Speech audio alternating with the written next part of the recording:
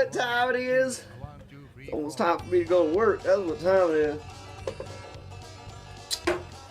It's beer 30 time, but it's really not because I gotta go to work. I don't like saying beer 30 time when I don't have beer in my hand. It's sad, it's depressing. Okay, we got part 2 for you fuckers. I just want to clarify something on the first video. Sneaker Pimp, it was not his cocaine in the car, okay? It was another douchebag. Sneaker Pimp really isn't a douchebag. I still talk to him to this day. He's actually a really good guy. Okay, well, let's continue on with the story. So I get out of jail. I didn't tell my parents. Went home. I gave all my paraphernalia to all my friends. I'm like, okay, I guess I better stop smoking weed, you know. I'm gonna have to go to court and probably do probation and all that shit. So like 2 days went by, and I think it was like right around Halloween.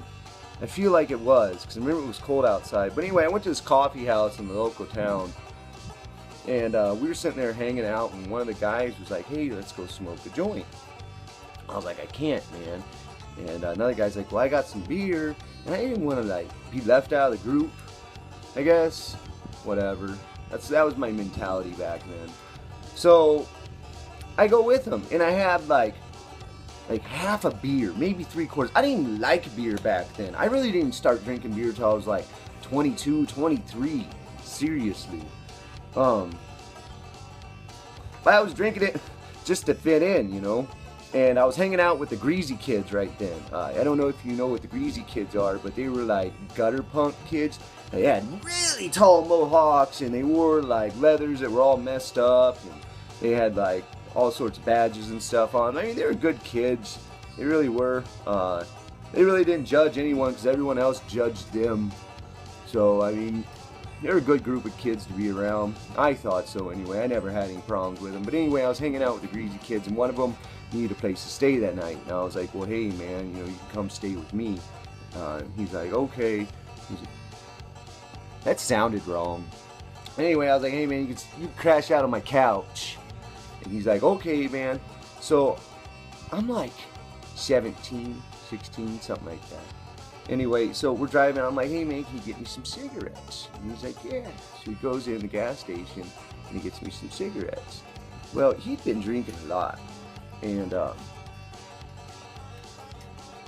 cashier apparently noticed. So we leave the gas station, and I don't get 2 blocks away from the gas station. I get pulled over. Damn cops come straight up to the window, and they're like, he's drunk. And they're pointing right at the dude with the mohawk, the Greasy Kid.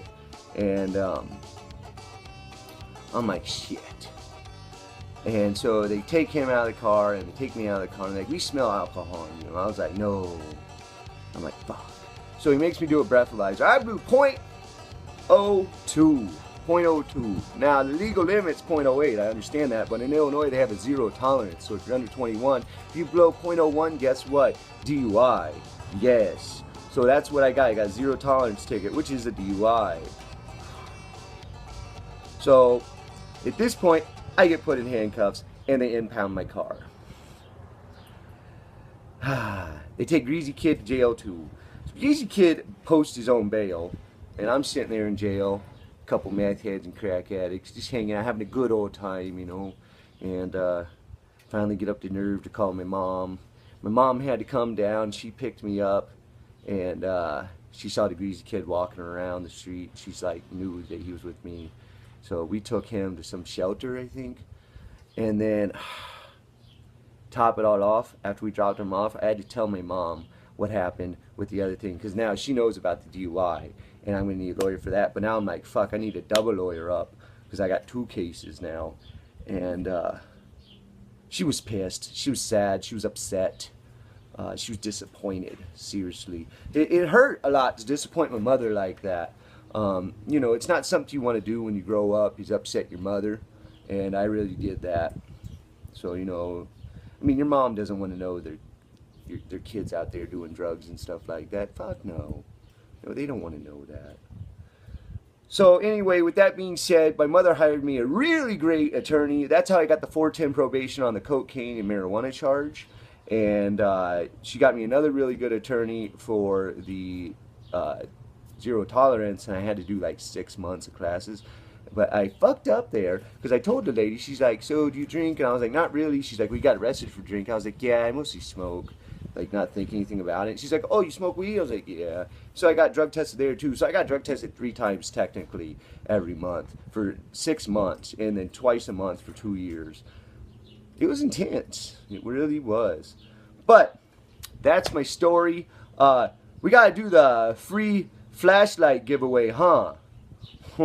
Guess we better do that then.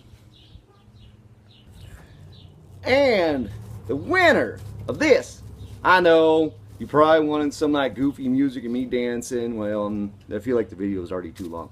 Okay, the winner of this handy dandy freaking flashlight right here, I don't even know if there's batteries. I haven't put batteries in. I'll put batteries in it before I send it. Is Mr. Square Art. Congratulations, you won. Please send me an email. I will mail this to you right away. Congratulations, hurrah. Thank you all for watching. Like, comment, and subscribe. We will have another giveaway here. I don't know, maybe in a week or two. We'll see. But tune in to me next time. Yeah. Bye.